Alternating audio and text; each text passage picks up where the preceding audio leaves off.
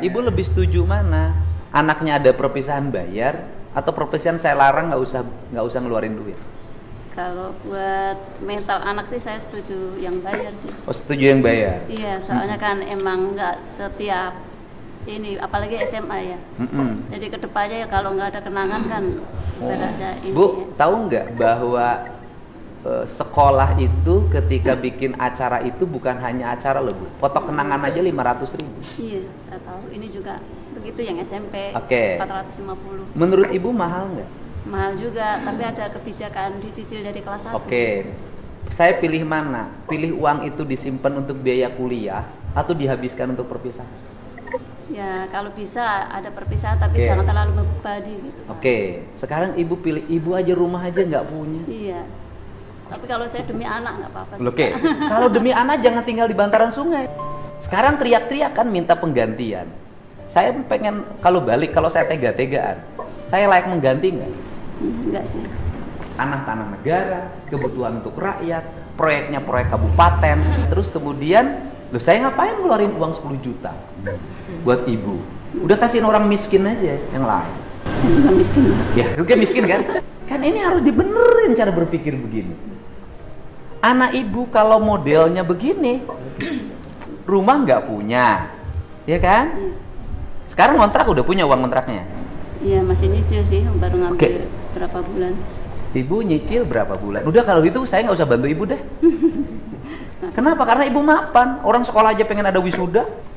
Berarti kan punya kemampuan. Ya, nyicil juga Pak. Saya nggak usah bantu ya.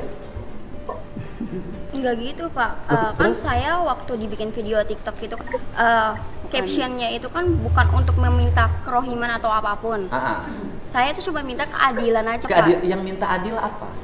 Waktu digusur itu tuh nggak ada musyawarah, cuman ada satpol PP datang, Ya, cuman pertanyaan, ngasih. Anda tinggal di tanah orang. Saya balik pertanyaannya. Tinggal di tanah orang lain harus bayar nggak sama yang punya tanah? Bayar. Kalau saya balik nuntut, Pemdanya suruh minta tagihan, dihitung berapa tahun ke belakang, bayar tiap tahun. Ya Bapak kan bisa lihat dulu latar belakang saya, misalnya saya miskin atau enggak, terus mampu bayar atau Oke, enggak. kamu miskin nggak? Iya, Miskin. saya mengakui. Kenapa miskin? Pengen hidup bergaya, sekolah harus ada perpisahan. Ya kan kamu miskin. Ya kan kamu merasa miskin. Kenapa orang miskin nggak prihatin? Gini Pak, mohon maaf ya Pak ya. Saya bukannya menolak kebijakan Bapak. Bukan kebijakan saya, itu kebijakan Bupati. Iya, maksudnya apapun itu saya mendukung. Cuman jangan dihapus Pak, nggak semuanya orang itu kan bisa terima. Terus kalau misalnya kayak wisuda dihapus, misalnya Bapak juga ngebalik minta pajak sama saya, padahal kan saya miskin. Apakah Bukan minta pajak, saya balik. Anda miskin, tapi jangan sok kaya. Orang miskin tuh prihatin membangun masa depan. Seluruh pengeluaran ditekan, digunakan untuk yang positif. Bisnis, pengembangan diri.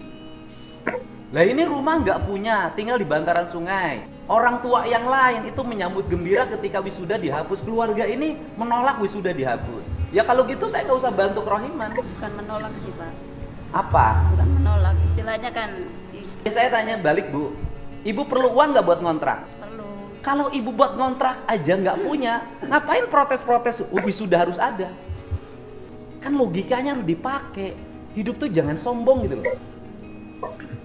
Ibu buat ngontrak aja nggak punya, tapi Ibu merasa bahwa wisuda lebih penting. Saya lebih penting mana? Kontrakan untuk tempat tinggal apa wisuda? Tempat tinggal. Iya lah.